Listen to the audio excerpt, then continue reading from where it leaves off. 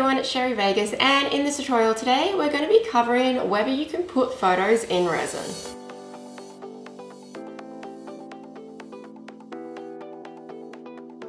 So can you put a photo into resin? Well, the answer is yes and no, all at the same time. And it comes down to two factors. One, the type of resin, and two, the type of photo. So obviously with photos, they were printed out like the old school way in the darkroom, and now they're getting printed out with like, you know, inkjet printers and all of that. So that can affect the way that the photo can go into resin because inks can bleed. And the second factor is obviously the resin. Now, there are that many different brands of resin out there now, and obviously you're going to want to use a casting resin because we're embedding an item into resin. But different brands will have different sort of formulations, and then that can also have an impact on the ink. So one brand of resin might work with that particular type of ink, but if you change up to a different brand, it might not work with that particular type of ink. So those are the two main factors. So yes, technically photos can go on resin, but if you have the wrong resin or the wrong type of photo being printed out on with the wrong ink or done the wrong way, then you've got that chance of the photo discoloring, the ink bleeding out and ruining that photo. So this is the photo that I'm going to be using for this demonstration. Now I've got two copies, and look how super cute and adorable I was. I think I was like 3, maybe 4 in this photo, but it's a photo that I've got 2 copies of, and this is the traditional old school photo paper done in a dark room. And I'm also going to show you one that has been printed out recently with a printer instead of the old school method, just to see if there is a difference. So I'm going to take this copy and I'm going to add it into a coaster and cast it because there's a little bit of damage here. So I'm going to put this one away. My mum has so many duplicates of all these photos, but it's always good if you're not sure whether it's going to work, whether you've got the right resin, to always have doubles. So I'm going to just add it in to this little coaster, and I'm going to measure out where I need to cut it out to make sure it fits. And a little trick that I'm going to do is, obviously because the inside is smaller than the outside, that I can't just use this as a template. And another handy thing is too, because this is clear, I can actually see and get exactly where I want it to be. So I am going to just use a marker .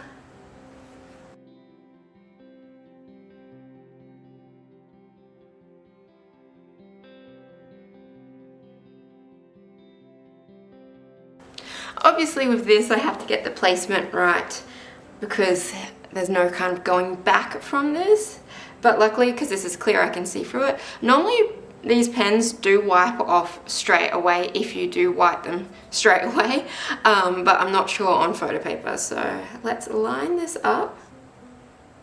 There's probably an easier way to do this. Pull that out, and now I'm just going to cut that around.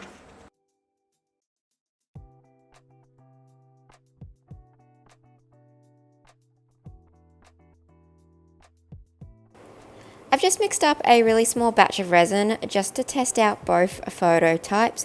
Because I did cut out the area that I wanted of the photo, I do have this leftover piece, which is really great because I can do a test batch on that and make sure I don't have any funny chemical reactions where the color of the photo changes or the inks bleed out. And then I'm also going to be doing a little test batch on my other style of photo. So this one is the one that is brand new and it's just been printed out on a normal printer, not developed. And then I'm just also adding a little bit of casting resin into the bottom of my mold, so that way when I place my photo in, it's going to get sandwiched between 2 layers of resin. It's the next day and the resin has dried, and I just wanted to show you sort of my little test patches to make sure the resin was okay. So this is the old school, you know, developed in the darkroom photo, and I've got the resin here and I can't see like any difference. So this is completely fine to put resin directly onto this photo and put it into a casting. But this one, which is one that's been printed out on a printer, not developed old school way, I'm not sure if you can see it. I'm not sure if it's coming up, but in person, some of the color has bled and there's like this really, really faint tinge of magenta. I don't think it is showing up that well. So it's bled slightly. It's not hugely noticeable, but also too, where I've obviously put my fingers and left oil, I now have fingerprint marks that are encased in the resin, and they are actually like that magenta color coming through, which I honestly don't know if I can get this to focus.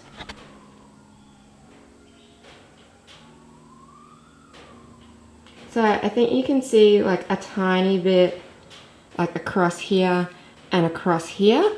So that's something to be mindful of too, because obviously I've had something on my fingers, and when I was touching the photo, I was touching it like that. And now there is quite visible fingerprint marks that have gone like a bit magenta-y with the bleeding of the ink. Alright, so I now know that this photo is completely fine to put into resin and I don't have to worry about that. But if you were having issues with, you know, the resin that you're using or the type of photo that you're using, this is the simplest trick that you can do to make sure that this photo is going to stay the exact same in resin, and that is to use a laminator. So I'm just going to turn this on and let this get heated up, and you'll obviously of course need some laminating pouches. So incredibly simple to use. Now I have cut this photo down a little bit more than what I need it to be. So you can see that it's like got a bit of room, because obviously I'm going to have a little sort of edge to around this when I do cut it out. So I want it to make sure it's small enough that I can still have that edge and make it fit inside. I'm going to be sticking it in my laminating pouch. You can place it in wherever you want, and obviously this is the open edge, that's the sealed edge. The sealed edge goes in first. I just need to wait for it to heat up. So there's a little light that shows me if it's ready to go or not. It needs to get hot, and then we're gonna put that through. This is one I did earlier. And so you can see that it's fully laminated, it's nice and protected, it's not changed anything, you can't see it, especially when you do put a clear coat of resin on top. It's going to go completely invisible. You're not going to see that the photo is actually laminated. If you cut too close, you're going to break that seal, and then that's going to allow that resin to be able to seep in. So that's why you always need to make sure that your photos are going to be smaller, so you can keep that edge in when you do place it into your mold. So I've cut right up to that photo edge, and you can now see that it's lifting, and then that will allow the resin to go in and affect your photo. So you definitely want to make sure you have enough of an edge that you're not going to break that seal. So that's just something that you need to be mindful of. So I'm going to be placing this one in now because it's ready to go.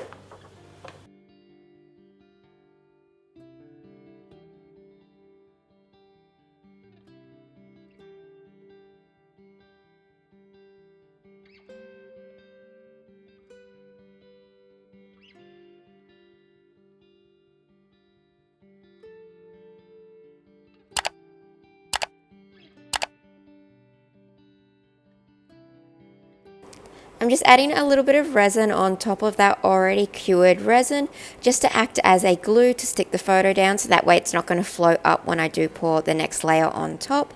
You could obviously just use any sort of glue of this, but I'm using resin because that's what I've got.